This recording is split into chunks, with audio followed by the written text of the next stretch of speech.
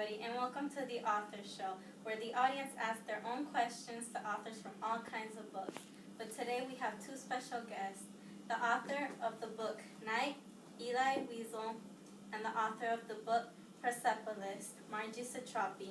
Let's give these both two fantastic authors a warm round of applause.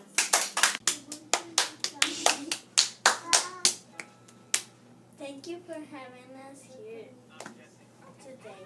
Yes, it's a pleasure to be here talking about our real experiences in our books. No, it's a pleasure to have y'all. We're going to start out by asking our first question from one of our members from the audience. Would you like to stand up, please? Ask your question. Which family member were you the closest to? Can y'all please answer that question? I was closer to my father because I was much like him.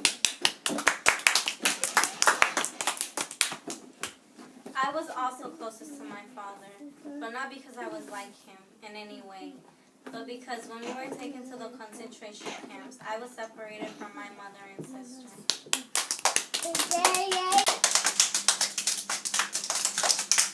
Thank you for those beautiful answers. We're going to move on to our next question by this beautiful young lady sitting right next to me.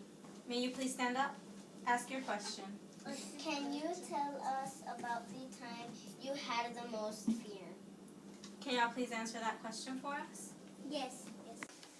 The time I had the most fear was when I realized by my parents' actions that if there was a bombing, there was no hope of surviving. The time I had the most fear was when I was just a few steps away from being thrown into the crematoriums, but thank God I wasn't. Yes. Thank you for your answers. We can all be thankful we haven't been put in that position. Now we're going to move on to our next question. May you please stand up? Ask your question. When did you realize your faith was fading away? I realized my faith was fading away when I was young. At first, I wanted to be a prophet, then realized I wanted to be like Fidel Castro or Guevara. I realized my faith was fading away when my father told me that the world had nothing to say about what the Nazis were doing to the Jewish when they were killing them. Yes. Thank you. We can all say that at some point our faith has been challenged. Next question. Can you please stand up? Ask your question. How old were you during the war? Can y'all answer that question for us? Yes. When the war started, I was 10 years old.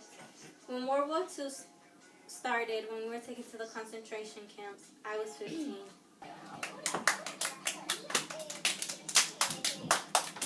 Y'all were so young when that happened. Y'all are so brave to be talking about it now. Can you please stand up to answer the next question? How did you feel knowing there was many people dying? Can you answer that question, please? At the time, I didn't think much of it because the people that did die were heroes to us. For many of them died for the same believers as my family and I had. What I thought about so many people dying was that I wanted the world to take revenge on them because they were killing my people, the people that were Jewish. Those must have been scary times for both of y'all. In the meantime, we're going to move on to our next question. Can you please stand up and ask your question? What was your first thought when you were separated? Can you answer that question, please? My first thought when I was separated from my mom and dad was that I was never going to see them again. Well, it wasn't just a thought, it was reality. When I was separated from my mother and sister, I thought I was never going to see them I was going to be killed by the Nazis. Thank you for your answers. It must have been really hard to be separated from your family at such a young age. During this interview, some audience members asked me the question, how does the perception of other cultures and religions affect our relationship, ideas, views of the world? And I kind of answered this on my own and came up with this. Depending on your religion, beliefs affects how you perceive the world around you. As an example, these two beliefs that are shown in the Jewish and Islamic cultures give two different ways to see the world. Islamics see the world differently because they think women should be hidden from the world. That's why they wear the veils. And Jewish are more comfortable with showing the world their women, so they don't cover their women up. And that's how I would answer this question. And we want to thank y'all for coming here and answering our questions. So let's give them a big round of applause.